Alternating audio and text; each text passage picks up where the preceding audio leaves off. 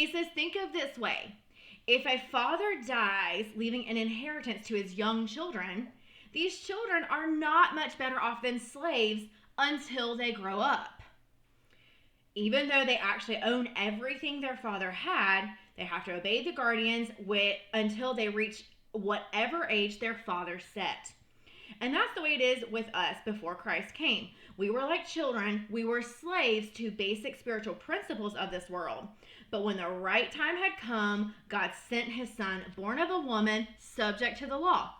God sent him to buy freedom for us who were slaves to the law, so that he could adopt us as his very own children.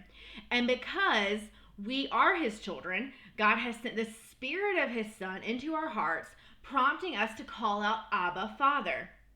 Now you are no longer a slave, but God's own child. And since you are his child, God has made you his heir.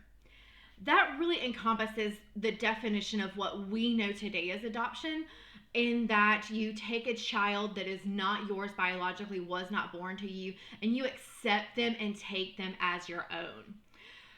Paul's presenting this concept, and then he goes on later, just a few pages if you want to flip, to Ephesians chapter, we're going to go to Romans next, not to Ephesians just yet. So he would have written Galatians first in chronological order, where he really begins to understand this concept of us as children of God, which is a new concept. This is not something that, it's not really new, because Israel was called the children of God.